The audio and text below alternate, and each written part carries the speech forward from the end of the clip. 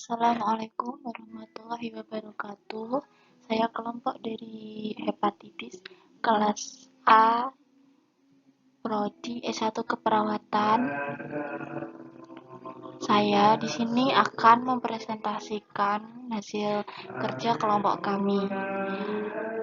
Ini nama-nama anggota kami. 1. Dinda Amalika, 2. Agustina, Ayardana Devlin, Eka Fikri Laili. Pengertian hepatitis. Hepatitis adalah penyakit yang menyerang hati atau liver. Penyakit ini terjadi ketika organ mengalami peradangan akibat infeksi virus dan sebagainya. Biasanya bisa terjadi karena efek obat-obatan, keracunan, konsumsi alkohol dalam jangka panjang, perlemakan hati, dan penyakit autoimun. Hepatitis ada yang bersifat akut, namun ada yang menetap hingga berbulan-bulan dan bahkan bertahun-tahun. Hepatitis yang berlangsung selama lebih dari 6 bulan disebut hepatitis kronis. Jenis-jenis hepatitis virus ada 5, yaitu hepatitis A, hepatitis B, hepatitis C, hepatitis D, hepatitis E.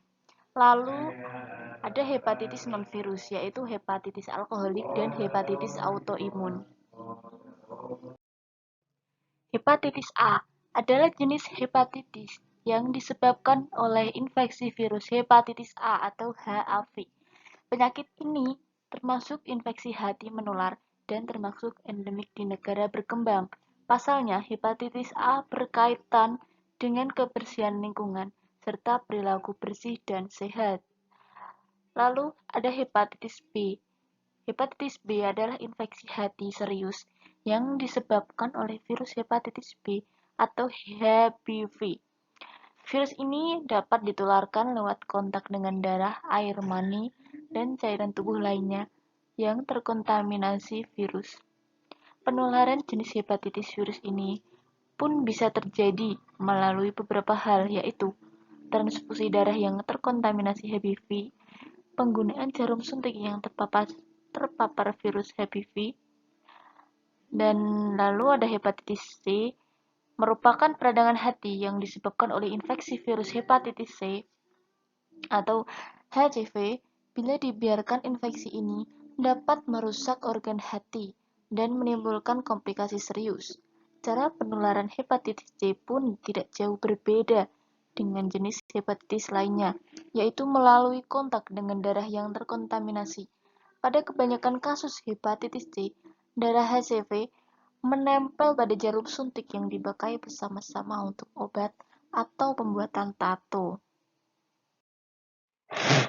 Hepatitis D atau HDV atau juga bisa disebut sebagai virus Delta adalah jenis hepatitis yang paling jarang ditemukan. Walaupun demikian, hepatitis D juga termasuk hepatitis yang cukup berbahaya. Hal ini dikarenakan hepatitis D memerlukan HBV untuk berkembang biak. Oleh karena itu, penyakit hepatitis D hanya bisa ditemukan pada penderita hepatitis B.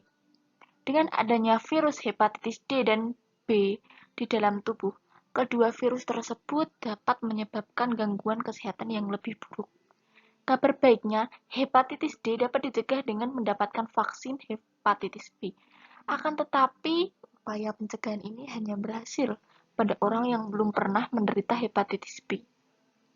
Yang terakhir, hepatitis E adalah jenis hepatitis yang cara penularannya hampir mirip dengan HIV, yaitu melalui konsumsi air atau makanan yang terkontaminasi virus hepatitis E atau HIV. Selain itu, konsumsi daging setengah matang atau mentah dan transfusi darah yang terinfeksi juga bisa menjadi faktor risiko. Wabah penyakit ini biasa terjadi di sejumlah negara berkembang seperti beberapa daerah di Asia, termasuk Indonesia. Hepatitis non-virus ada 2, yaitu hepatitis alkoholik. Hepatitis alkoholik adalah peradangan dalam hati yang terjadi akibat konsumsi alkohol dalam jangka waktu yang lama. Meski begitu, orang yang ketergantungan terhadap alkohol tidak lantas mengidap jenis hepatitis ini. Pada beberapa kasus, orang yang mengonsumsi alkohol dalam batas normal pun dapat beresiko terkena penyakit ini. Penyakit hepatitis yang satu ini dapat berkembang menjadi gangguan fungsi hati yang serius seperti sirosis hati. Lalu ada hepatitis autoimun. Hepatitis autoimun terjadi ketika sistem imun tubuh menyerang sel-sel hati. Penyebab penyakit hepatitis ini belum diketahui, tetapi ada kemungkinan disebabkan oleh kelainan genetik yang berkembang akibat faktor lingkungan. Jika tidak ditangani dengan tepat, hepatitis autoimun dapat berujung pada pengerasan hati dan kegagalan fungsi hati. Walaupun bukan penyakit menular, penyakit ini tidak dapat dicegah. Gejala yang dialami setiap penderitanya pun bervariasi, mulai dari nyeri sendi dan mual, hingga munculnya penyakit kuning. Bila sudah parah, hepatitis autoimun dapat menyebabkan asites atau penumpukan cairan pada perut dan kebingungan mental. Penyakit hepatitis 1. Alkohol dan racun lainnya. 2. Penularan hepatitis bisa melalui air dan makanan. 3. Kontak dengan cairan tubuh. 4. Infeksi. Gejala hepatitis. Gejala hepatitis jika mengidap bentuk infeksi hepatitis yang kronis seperti hepatitis B dan C, Anda mungkin tidak memiliki gejala di awal. Gejala mungkin tidak terjadi sampai kerusakan yang mempengaruhi fungsi hati. Tanda dan gejala hepatitis akut muncul dengan cepat, dan ini termasuk tanda-tanda gejala hepatitis, yaitu 1. Kelelahan, dan gejala hepatitis itu mirip dengan flu.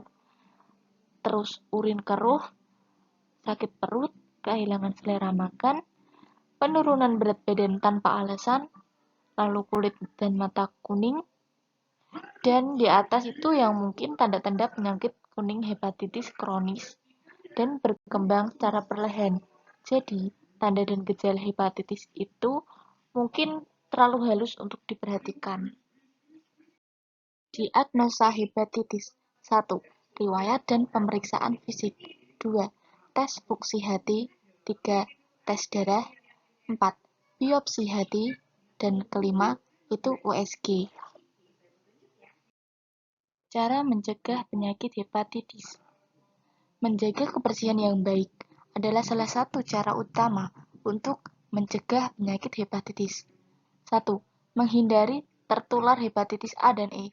Jika Anda berpergian ke negara berkembang, Anda harus menghindari air lokal, es, kerang dan tiram mentah atau setengah matang, buah mentah dan sayuran. 2. Penggunaan vaksin merupakan kunci penting untuk mencegah hepatitis. Vaksinasi tersedia untuk mencegah perkembangan hepatitis A dan B. Para ahli saat ini sedang mengembangkan vaksin terhadap hepatitis C, dan vaksinasi untuk hepatitis E ada di Tiongkok. Komplikasi hepatitis penyakit. Komplikasi B kronis atau C biasanya dapat menyebabkan masalah kesehatan yang lebih serius. Suplemen dan obat-obatan tertentu juga dapat mempengaruhi fungsi hati. Jika Anda mengidap hepatitis B atau C kronis, konsultasikan kepada dokter sebelum menggunakan obat yang baru. Sekian dari kelompok kami ucapkan banyak terima kasih.